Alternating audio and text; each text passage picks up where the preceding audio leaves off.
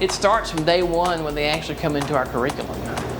Normally these students that are suited for competition, they come into our program with aspirations of success. So as they go through their entry-level classes, they're actually building on those skills. But when it actually comes to the preparation for the competition, we really get serious. We zone in to what the competencies are, what the objectives are to complete to be successful in the competition. So we will spend roughly around 6 to 7 months in preparation, and that's almost on a weekly basis of going in with, if it's savory, with knife cuts, then going into stocks and soups and the actual menu preparations. For the bacon and pastry component, it was a lot of chocolate chip cookies, a lot of pâté choux, a lot of dessert preparation, but it does take a lot. And then of course for the customer service, there was a lot of table settings, there was a lot of polishing of silverware, folding napkins, and of course making sure all the components of customer service was covered. So it really is a lot of preparation. Our students that came in, they worked hard, they took it serious, they didn't let up all the way through the competition. So the hard work, it paid off, it certainly did. When I actually heard that there was SkillsUSA competition and instructors promoted it, I came over to Shane Frinsky and he said, you have to be very serious about that because the competition is very serious, so it takes a lot and you have to give it all you got because it takes commitment. So even before you would go into preparation process, there was a little bit of a filtering process with the instructor because it takes a lot of his time and preparation. As long as a student, you're not prepared for it until you actually are there competing on the floor. And my first reaction was surprise and a little bit of a shock just because of the scale of the whole event. It was a State Farm Arena.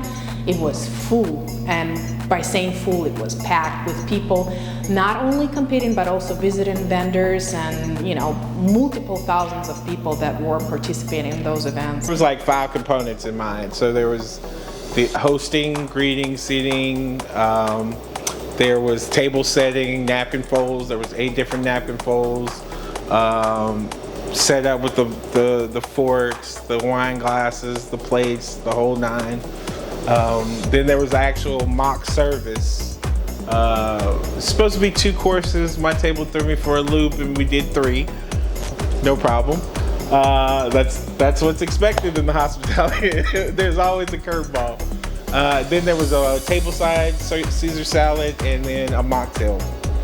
And I placed 3rd nationally, which was really great because I had no idea what to expect. So that was really fulfilling, I'm not gonna lie. I would like 1st, but I'm good with 3rd. They get you on the board.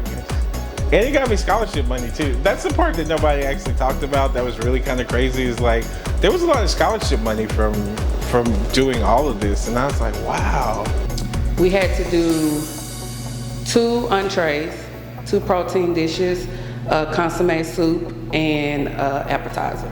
So I did my first appetizer was a stuffed chicken breast with, we had to have a starch and a veg. So our veg was green beans, and then the starch was potatoes.